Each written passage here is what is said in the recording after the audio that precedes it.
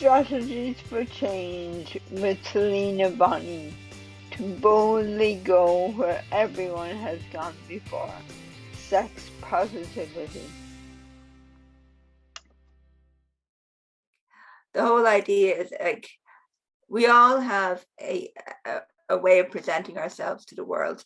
Some people call that our sexuality, and that could be just as simple as the clothes we wear, or the makeup we put on jewelry we put on, or text messages we send, or websites we visit. It doesn't necessarily mean being in a relationship or enacting any particular act. It's really just about how we think about ourselves and how we present ourselves to the world. That can include our gender identity as well as our sexuality. It can include whether we choose or not to become parents. You know, that there's a whole range of areas within those words. And where I come from with all of this, and why I talk to people and about these issues, is that I've always said that if someone makes a decision or a choice on a way to live their lives, and they've made that choice for themselves, well, then that's wonderful. If you choose not to be a parent, if you choose not to be in relationships, you know, if you choose not to feel like you are a sexual being, well, if you've made that choice because you feel it's something that is right for you and gives you the quality of life that you want, well, then that's wonderful. But the reason why, I suppose, sessions like this and discussions like this take place is because historically, so, you know, those choices have been denied of many people.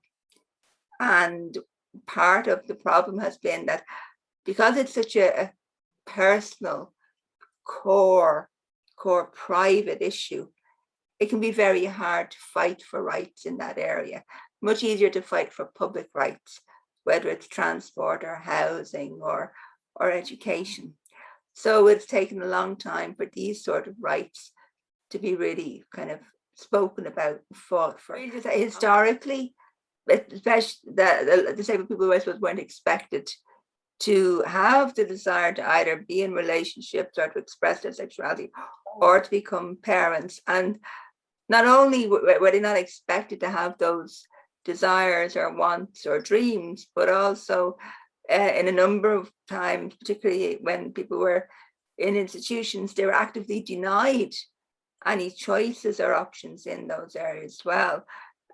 So it's kind of looking at, whereas now things are getting a little bit better. There's a lot more talk about choice and control and responsibility, and we do have different pieces of legislation, like this article in the UN CRPD, giving you a right to found a family and to, you know, appropriate health services and education. And then there's also the assisted decision making legislation, and, you know, there's a lot of different things moving on now. And the project in Galway, they're developing these toolkits that different services will be able to use, health services will be able to use to provide their services, whether it's a family planning clinic or a gynae clinic. I like to call this session to boldly go where everyone has gone before. Disability and Sexuality, Tom Shakespeare. Disability and Sexuality.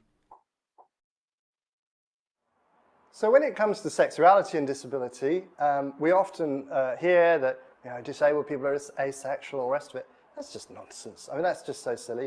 If you think about the entirety of disabled people, most disabled people are having sex, having relationships, just like everybody else. So let's start with that. Let's just not think there's a problem. And then we need to think, well, what are these different groups of disabled people? Some folk are born with disability. And sometimes they face barriers, particularly people with intellectual disability. And that's usually to do with empowerment. It's usually to do with knowledge, to do with other people's attitudes, to do with the fact that their carers, parents, care homes, whatever, think, whoa, they shouldn't have sex. So they need information, they need empowerment, they need some support and some protection because they're vulnerable to abuse. Then you have other people who are born with disability who don't have intellectual or cognitive issues, but they have physical or communication issues. Now, a lot of us, and I'm in that category, have had relationships, sex, marriage, children, whatever, like everybody else. But some people face particular barriers. I think this is often when they have complex disability, profound disability, and particularly communication problems. So it may be difficult for them to form relationships. The third group is people who become disabled, maybe a spinal cord injury or something like that. Now, often they've been having sex, so the question is, are they going to continue having sex? Sometimes their partnerships break up. Often they have new partnerships, which might even be better. So the question there is making sure that rehabilitation includes information about sex. That's virtually the first question people think about when they come round after the anesthetic. Oh my God, am I ever going to have sex again? So helping people understand, yes, they can. They may have to have it differently, but it can still be good. That's really important in rehabilitation. And then the fourth category of people is people who are disabled through aging. And we have this idea that older people don't have sex. Well, again, nonsense. Of course they do. And we need to support them. We need to have sex-positive images. We need to be able to deal with any physical changes that happen with aging. We need to confront this issue of people with dementia. And again, it's questions of capacity and consent. But we need to have the conversation. Whichever group, whatever age, we need to have the conversation. Not start from the idea it's a problem. And of course, there are various resources we have to support people with their sex education, sex therapy or surrogacy, sex work in jurisdictions which allow that, sexual facilitation, which means basically helping somebody prepare for or get into the sexual situation, but not having sex with them.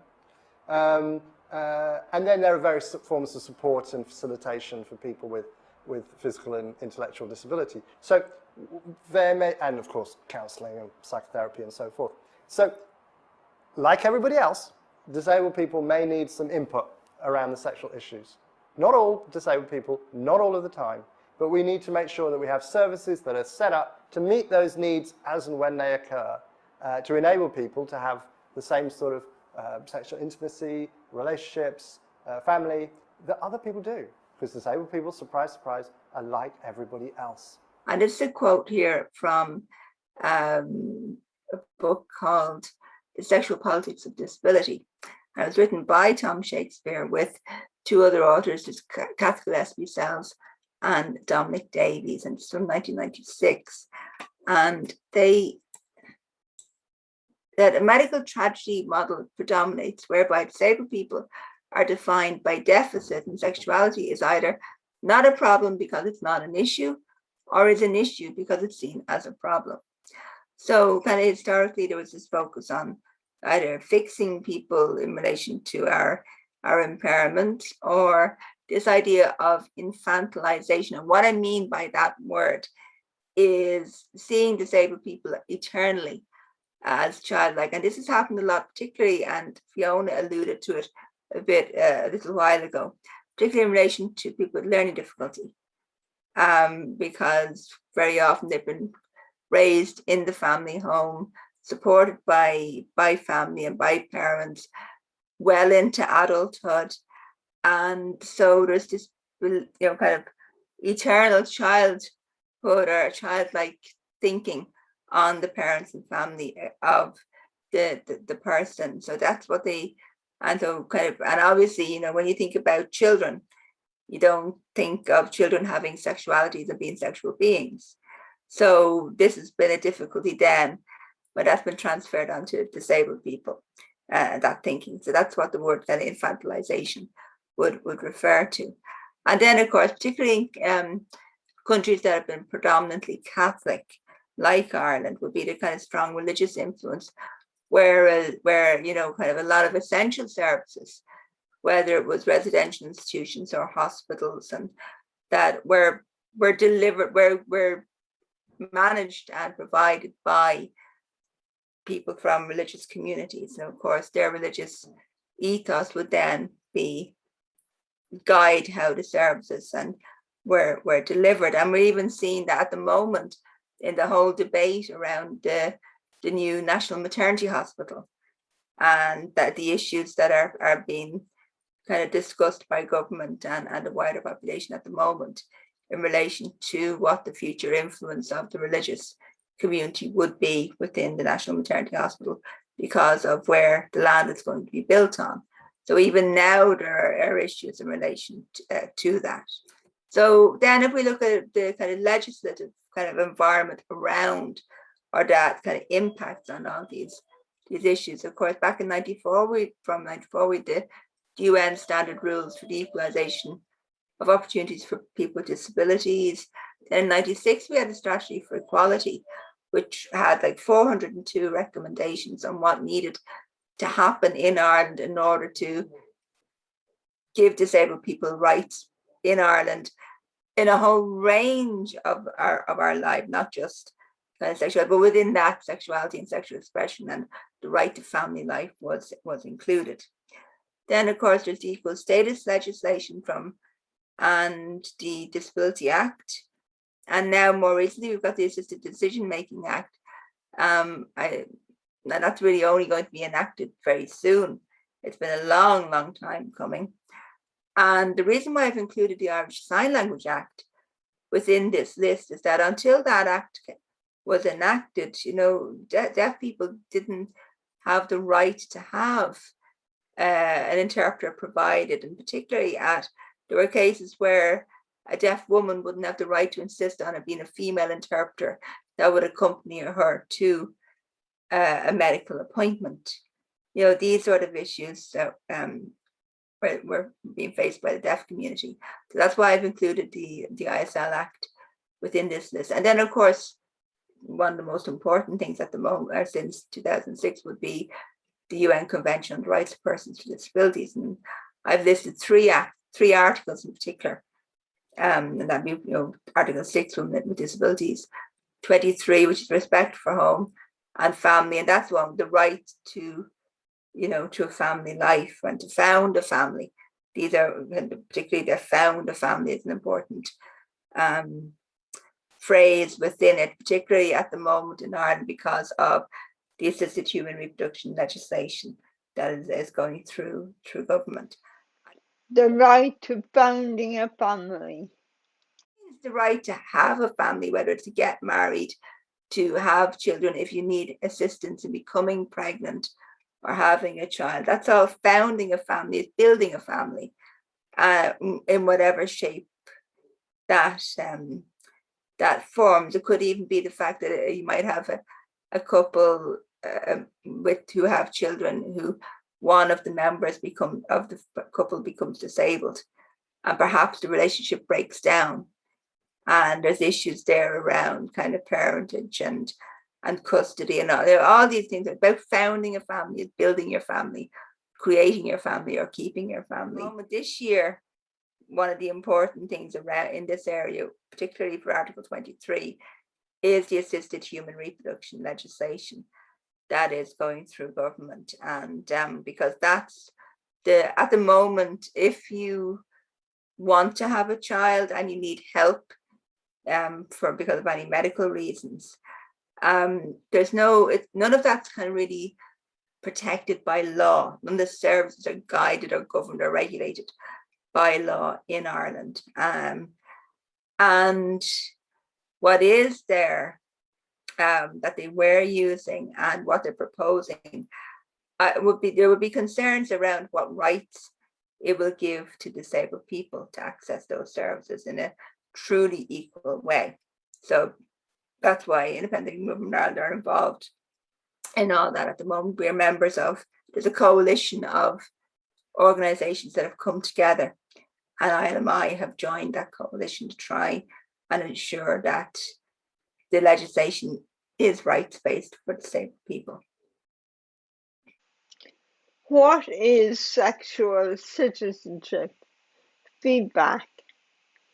Equal opportunity to have a sexual life. Disabled people should be able to have the discussion without the embarrassment of feeling awkward. In the Netherlands, for example, there is a right to access a sex worker if you so wish. Every person has sexual desires. Education should be provided from a young age to disabled people. Sexuality is about how you express yourself, what you do to make yourself feel good. If you cannot love yourself, it will be very difficult to love others.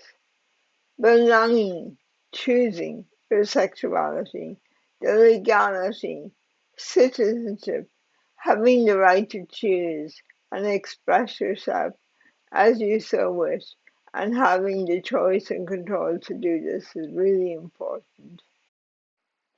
Very often, men are involved in the decision making when it comes to the medical side of things. Disabled women and those from ethnic minority groups do not have the same rights as non-disabled women. Going through the menopause for disabled women is also a serious issue and it needs addressing. Selina told us that sexual citizenship is the goal, and it's where we live in a society with diverse people and they can take responsibility for their own sexual lives. Sexual citizenship, the goal is a society in which diverse people can take responsibility for their own sexual lives. So it's about having the right to make the choice about whether you express a sexuality or not and how you express it. That's really it in a nutshell. So, but reproductive justice is a much wider term. It's not just about reproduction as in having children. So it's the ability to make decisions and have choices respected around becoming a parent or not. And this includes fertility, contraception, including assisted human reproduction, abortion, pregnancy, birth and parenting, including fostering and adoption. What does reproductive justice include? Questions from the group included: can disabled people adopt children? We've never heard about disabled people adopting a child before. What are the rules? Are they the same or are they different? What are disabled people's rights in relation to IVF treatment? How do they access fertility clinics? And can disabled people foster children? When it comes to adoption, I know a personal experience I had because it took me and my husband 15 years to have our daughter. And during that time, I had 4 pregnancies and I needed help from the medical profession to get pregnant because of a gynae condition that I have that's nothing to do with me being a disabled person. And we faced a lot of prejudice during that time, including a fertility doctor who wanted to be guaranteed that I would not have a disabled child before he would agree to help us. And then my husband is not non-disabled, and my impairment is not hereditary. So I would have as much chance of having a disabled child as anybody else would. So no guarantees can be given. Okay, well, we can't have our own child, we'll adopt. So we considered inter-country adoption. I'm half Indian, so we thought, well, maybe we can give a little girl from India a loving home. But when we applied here in Ireland to be approved to go on to be inter-country adoption system, again, we were refused because of me being a disabled woman. I was assessed, and the assessment said that they wouldn't approve me because I would not be able to chase after a child if they ran away from me, and I would not be able to pick up a child from the floor. And that was why we were refused for inter-country adoption. And throughout my academic kind of activities, one of the things I did look into was the whole area of tried to look into was the area of adoption. And when you go online and search, you will find hundreds of articles and documents about non-disabled people adopting disabled children. But I could not find anywhere any documents or statistics or information about disabled people adopting children. So it is quite a big area still when it comes to a lack of rights. And at the moment, as I said, I've mentioned a couple of times, the legislation that is going through the government at the moment. And that assisted human reproduction legislation is what will kind of regulate all the fertility related services in Ireland. And that, as part of that, will also regulate in Ireland the issue of surrogacy. And that's where someone else will carry a child. Another a woman will carry a child for a person or a couple.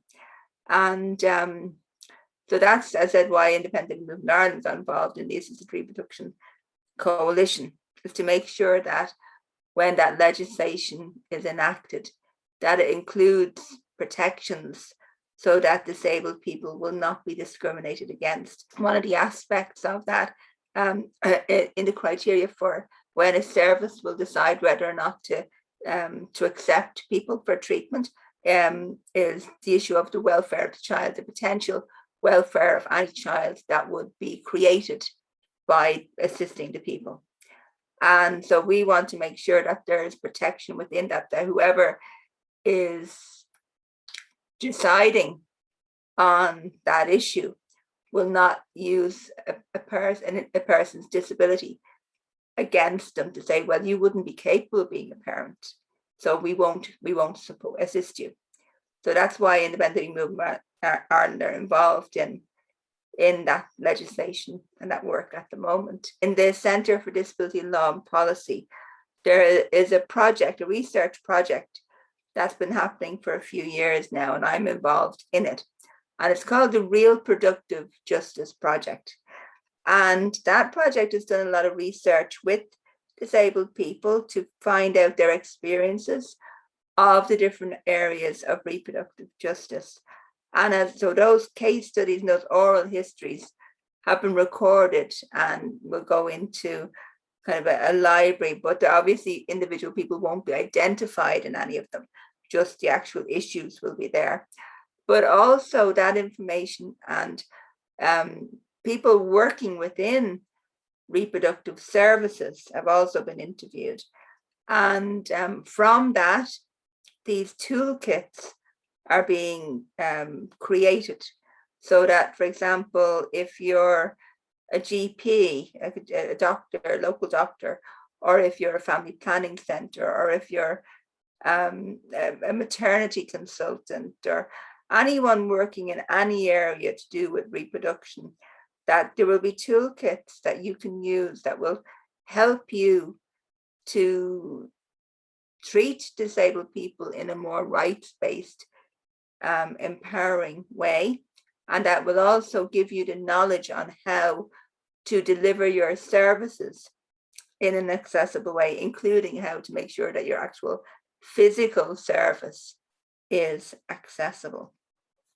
But that project has also given some examples of what reproductive justice includes. And I have them here, I'm just going to read them out to you.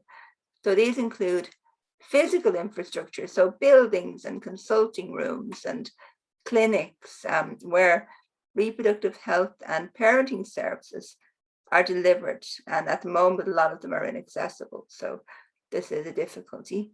There's the historic and the current use of long-term contraceptives being given to disabled people, particularly this would be quite prevalent, quite common with a lot of people with learning, especially women, but people with learning difficulty being given contraceptives without their consent or their knowledge. And then there's, as something that Fiona referred to just a moment ago, what we call ableist attitudes. So kind of non-disabled people presuming that disabled people will not want to have access to any of these or won't have any interest in any of these services. or are incapable of being parents or incapable of expressing their sexuality. There's a lack of accessible information across all the different services and stages of reproductive decision making. So no plain English, no easy read, no braille, things like that. Then there's a gap in knowledge from the health professionals. So actual people working in the services, delivering the services, not receiving disability equality training and not understanding the support needs of disabled people, and also not understanding that not every disabled person, even if they might have the same impairment, will have the same needs, that we're all individuals and we have individual needs and we interact with the world in our own way. And then there's a big problem at the moment in relation to a thing called parental capacity assessments. And what they are is that when a disabled woman is pregnant, sometimes the social services can step in and they will presume that disabled woman may not be able to be a mother.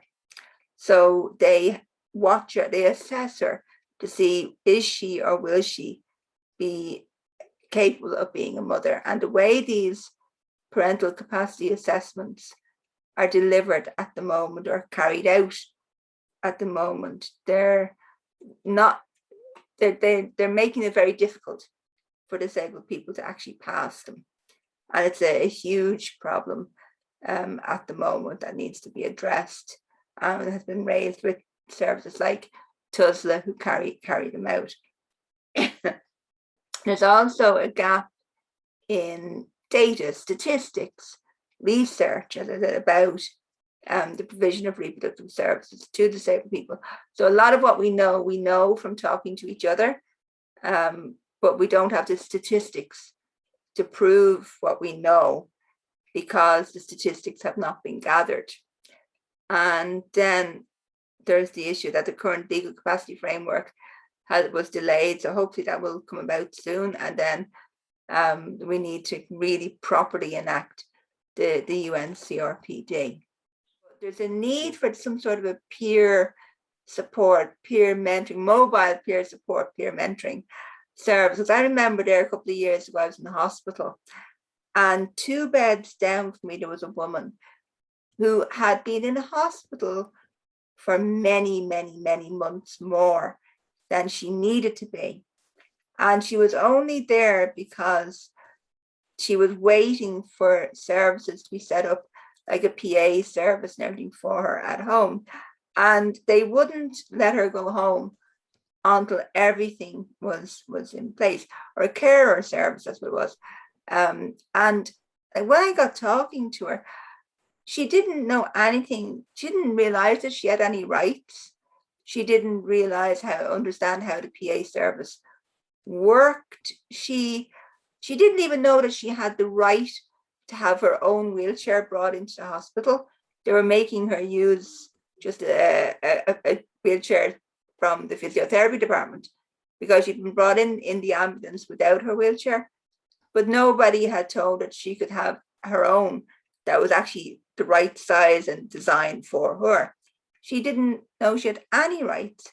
So I kept handing her my iPad and showing her videos from ILMI of different interviews that had been done with different disabled people to get her thinking about her own rights and choices. But I often thought there should be like a team of disabled people that are, kind of trained and authorized to go out there into hospitals and rehab settings and do that sort of one-to-one peer mentoring with people so that they can actually realize that they have rights and they can ask the most basic of questions to people who understand. The parental capacity assessment.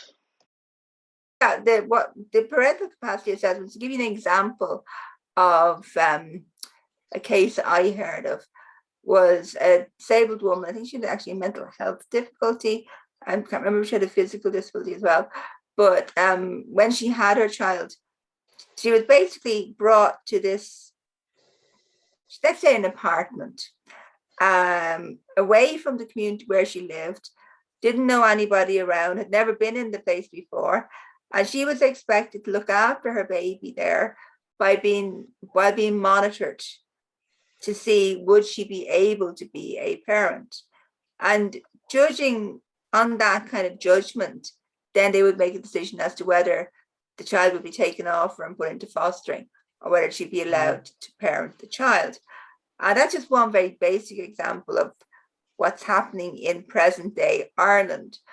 But there's many different variations of that as well. But really what's happening is that disabled people, disabled parents are being, they're being judged by people who don't have a lived experience of disability, don't have an understanding of, while we might do things differently, we still are doing things well. So, or it might be that, we might need some enabling aids or some assistive device, or we might need a PA to help us. But that doesn't mean that we're not capable of being good parents. So there's a lot of different flaws with the way the parental capacity assessments are being carried out at the moment. And this issue has been raised a lot in the research that the team in Galway has done. And so we've been kind of highlighting it with a number of different kind of services and government committees and departments as well, to say, this needs to be addressed.